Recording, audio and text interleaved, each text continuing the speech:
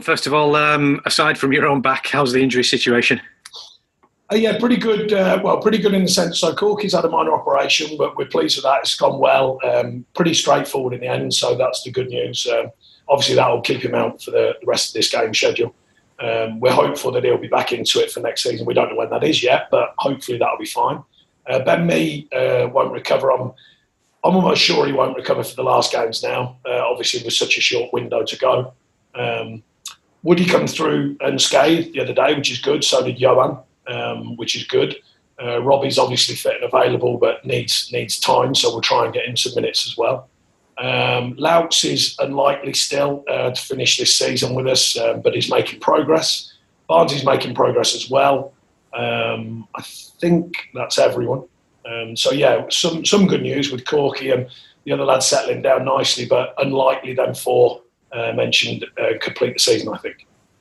Even so, I mean, with the players that you have got and the players that have stepped in, that have been on the fringes previously, we've talked about it many a time, haven't we? But the spirit that those players have showed, particularly when you saw that performance at Anfield, has been absolutely incredible, hasn't it?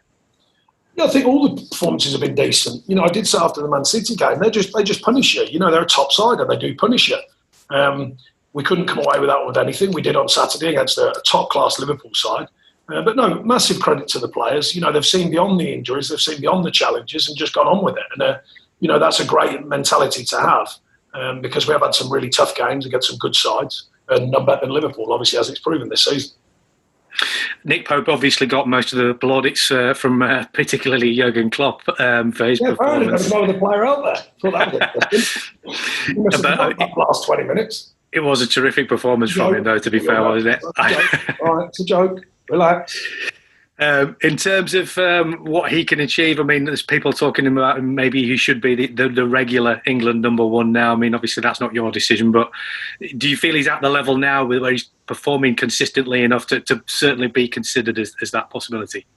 No, I've always said that I've never got in the way of Gareth's choosing the side. I get on well with Gareth when I speak to him. Would I offer the obvious that he's playing very well? Yes. I think James Tarkowski as well, playing very well.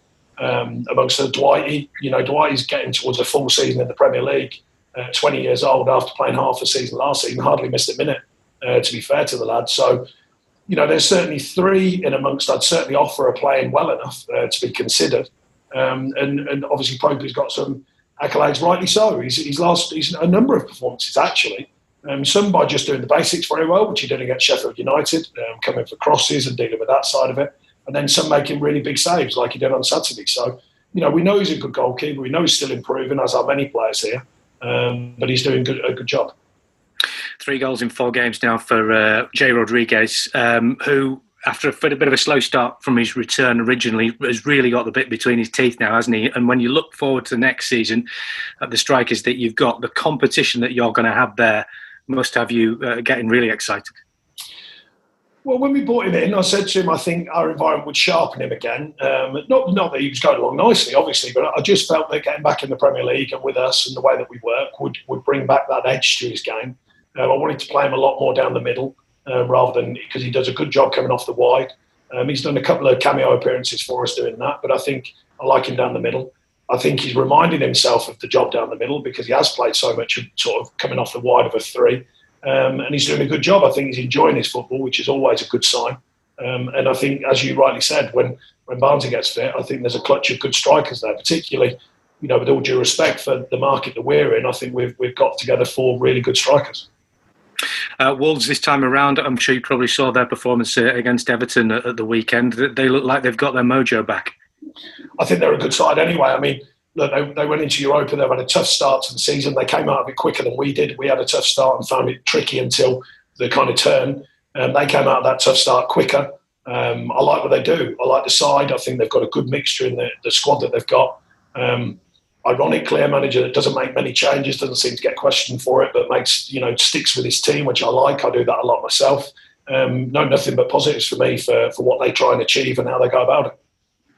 A couple of big issues knocking around at the moment. Obviously, Manchester City's FIFA Fair Play Award, financial fair play court ruling. Obviously, if clubs like that have that sort of money and FFP is maybe being called into question here. Where does this leave clubs like Burnley with much smaller budgets, do you think? Well, I don't think it changes radically. I think we'll always be punching somewhat above our weight. There's a clutch of clubs similar-ish in the Premier League who are not going out there spending vast amounts of money, but we think we develop well. I think they're two different animals, quite obviously. So I don't think I'm going to get involved in who's got what. We just manage what we have got rather than worrying too much about what we haven't got, and try and create a team and a way of working that's effective enough to take points and win games.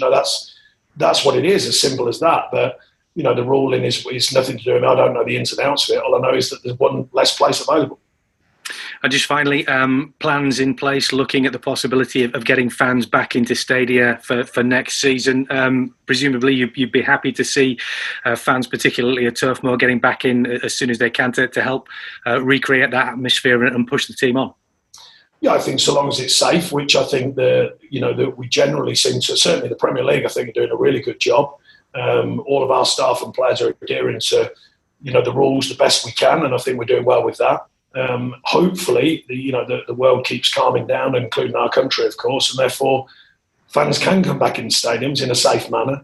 And I think that would be a good thing for the game. I think it may be phased in. We don't know yet, but I think it will be good if we can get fans in. I must say, I think everyone involved, whether it be on the pitch, the people around the pitch, the grounds, the stadiums, the people involved in the safety, the media as well. I think everyone's bought into the way that the season restarted. I must say, I think it's been delivered very well, in my opinion, from all parties. Some of the games I've seen, the tempo's been good, the reality of it, the fervour to a game has been there. And the next thing is to try and get the fans in a safe manner. And I think that would, obviously have a massive benefit to allow the fans to come back into the stadiums. It's good for me. Thank you very much, Sean. Thank you. Thanks, Fraser. Mandy? Sean, how much of a challenge has it been to kind of get that tempo in games when you don't have the atmosphere and you don't have the fans in the stadium? Well, I've been pleasantly surprised. I think it's happened quite naturally. I think for us, it was a shot of the blue going straight into the Man City game. They certainly provided a good tempo on that night, and we had to, run our socks off to try and get anything near the game. But coming out of lockdown, that was a difficult one. But since then, I think our tempo's been good. I think the games have been good. Statistically, considering the amount of games, they've been good as regards the literal stats that we have. And we've delivered that very well. I always say that regardless of results, I think physically we finish season strong. Statistically, that's true as well with our stats. I've been here nearly pushing 8 years, so I know our stats. And then going on to others, I just think I've watched a number of games where the tempo's been excellent. And the feel of the game, it's a couple have started slow, but they've soon built a tempo and they've soon built that kind of feel even through a screen, which I think has been good for the fans. I hope the fans have enjoyed it. I certainly have. I've watched more football than I've probably ever watched, in such a short space of time, and I've enjoyed most of it. I remember when you played Wolves back in August, the images at the end of the game of the players looked absolutely gutted after that equaliser with almost the last kick of the game. How much did you think the players learnt from that day, and how much do you think you've improved since then? We were really good actually on the day, and Wolves were maybe just a bit off. They'd had a lot on their plate at that time, and I thought we were very good and probably worthy of the 3 points. A bit of a soft decision went against us, but I think the mentality was good.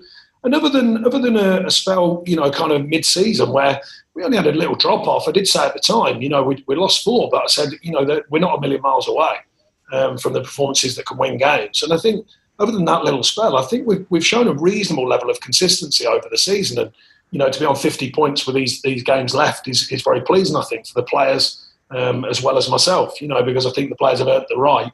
I think Wolves are a good side.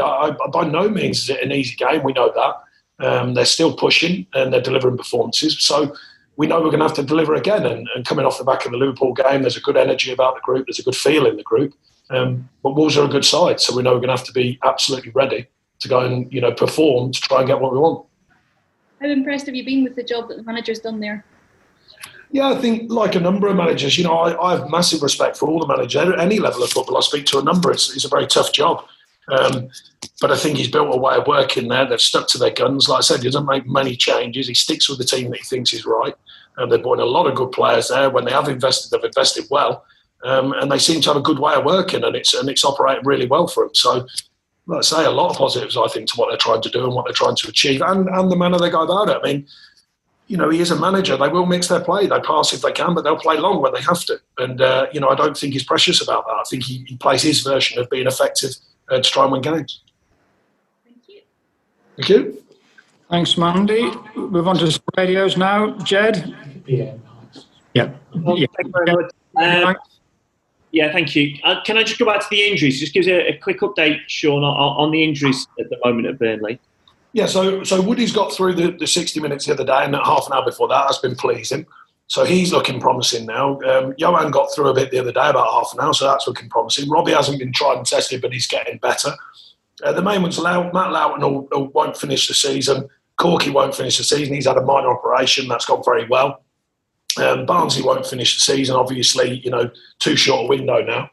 And Ben Mee won't finish the season now. So, that's a bit of a shame. But I think the pleasing side of that is that gives them every chance of being fit for the next season. Now, we don't know when the next season is yet, but I think, the dates that are being thrown around, the suggestions, mean they've got a very strong chance of being right and proper for next pre-season. Yeah, with the quick turnaround, it looks as though it's going to happen that way. How pleased are you with the form of not just your players, but especially the strikers you've got at the club at the moment? Yeah, I think that they've had to fight and earn their chance to find moments in games. There've been some really tight games and tough games, but I think they continue to work hard for the team. And I think we ask a lot of them defensively as well. We want them to work from the front for the team.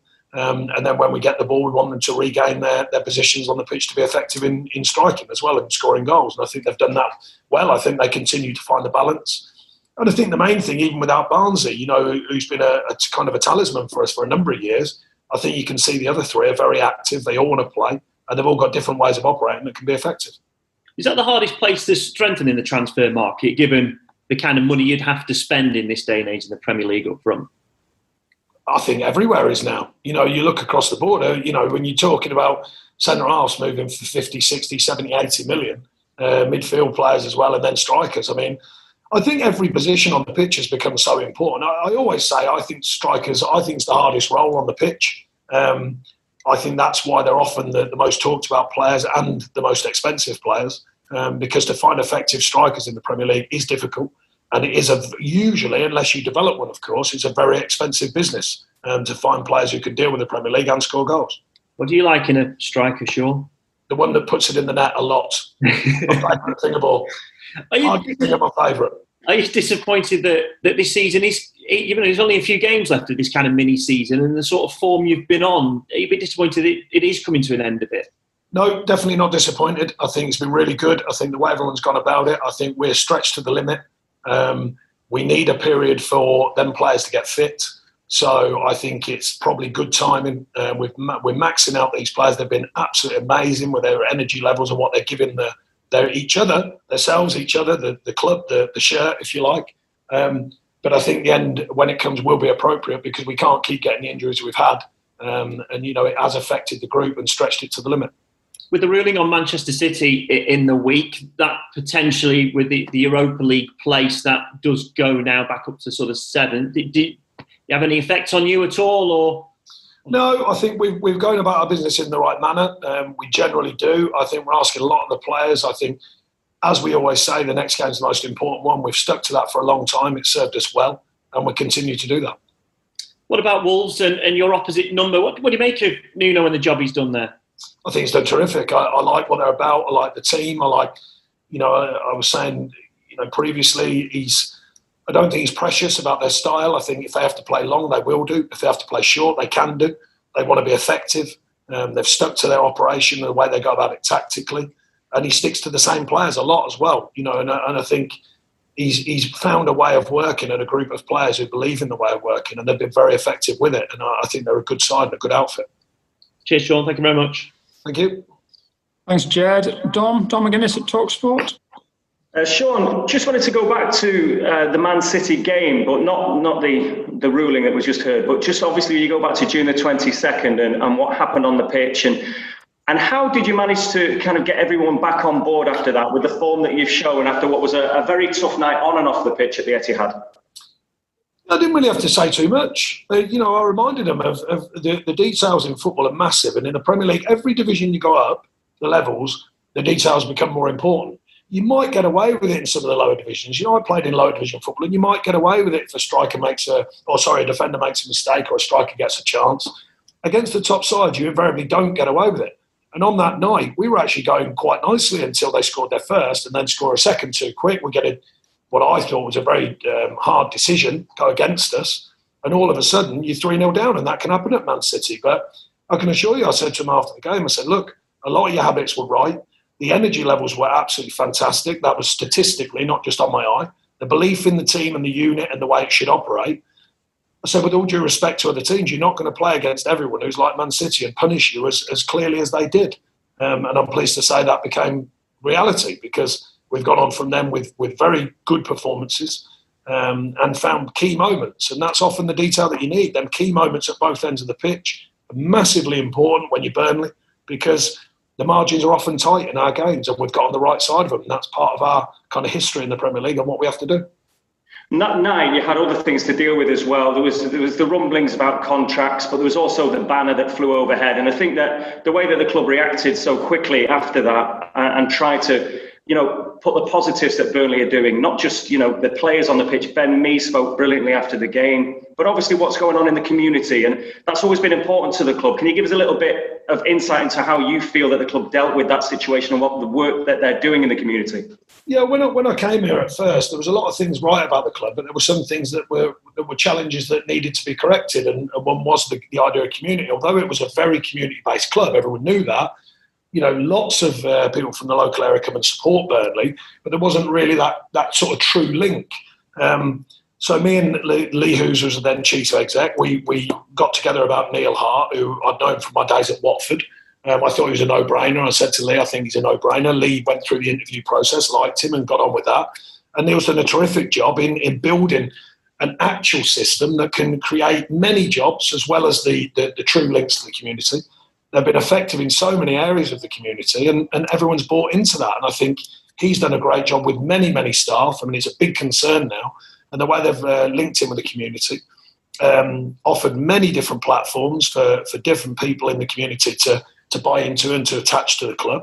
And I think it's just right and proper that a club in this area that means so much to the town, and the town means a lot to the club, there's a real connection. And, when I came here, one of the things I was talking about was a one-club mentality. And I think we've built that over time, right the way through the system, in through the community. I think there is a real link. There always was, but I think it's just been enhanced, partly on the pitch by the fact the team's been successful relatively to the challenges that are there with the Premier League, etc., and off the pitch by the fact there's a real authentic link to the community through many different connections into the community. And I think that's been really important. You've obviously worked at other clubs. Do you think that there is that real connect now with what is, obviously there have been problems in the town, racial issues, but you think that there is a real connect now? The club is the driving force for that? No, I don't think it's just the driving force. The people will always be the driving force. In any town, any community, the people will always drive it. I think what the club's done is offered ways and means for people to link in and get involved with community ideas and projects and just the well-being of a community. But the people are always the key to it. And I think the people who have accepted what the club are trying to do and bought into it and been part of it, of course. Brilliant. Thank you. Thank you. Thanks, Tom. Alex James, thanks live. Last bit of the broadcast section, the open section. Alex, thank you. Thanks, Pete. Morning, Sean. Morning. Just on Johan, obviously good to see him get a bit of an extended run out over the last game or two. How difficult a season has it been for him, and just how has he sort of coped with it? Because it must be really difficult when you're going through a period of injuries as a player, particularly when they come back again for a second. All of the party that he is, that's been helpful with his true outgoing demeanour. So that's been really helpful for us. But he stayed resolute to the cause. It's not easy, especially. Do you know what? The niggly injuries are worse, because if you have a real injury that's serious and all that, you kind of get your head around it. You focus on the end and you work backwards from the outcome, which is to be fit, of course, and playing.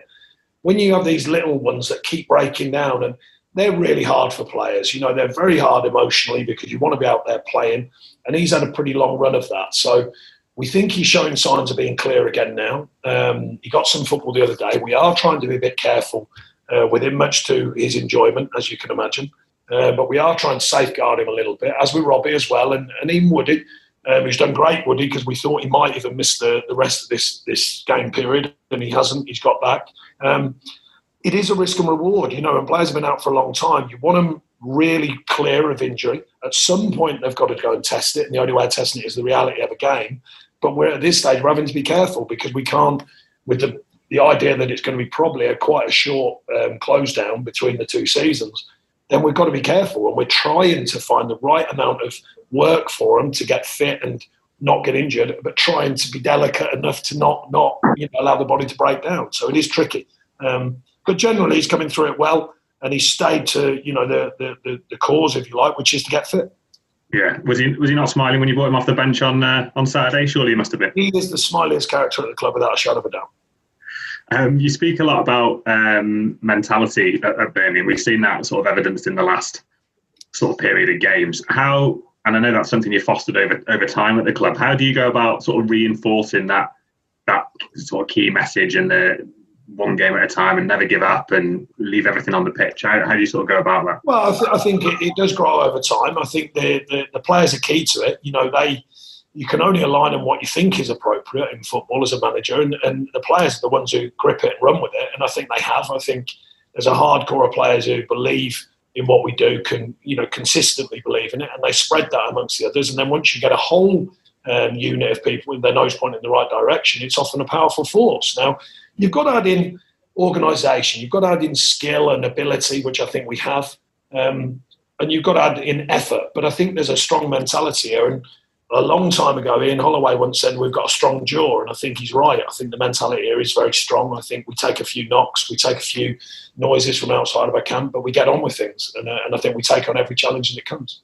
Yeah, we mentioned earlier then about the sort of bounce back from that City result, if maybe not the performance. And I was listening to Cesc Fabregas actually talking about sort of mentality and bouncing back and working with managers, and he was saying you might get a text off Jose Mourinho while Match of the Day was on saying you were brilliant today, and then other times you might get a no contact from him at all, and just sort of keeping players on their toes like that. Is that something you do as well to sort of get inside the heads of players a little bit and keep them progressing? No, I keep it much more simple than that. I just tell them what I'm thinking, and if they ask me, I'll tell them what I'm thinking again, and then, as Brian Clough once said, then we decide that I was right.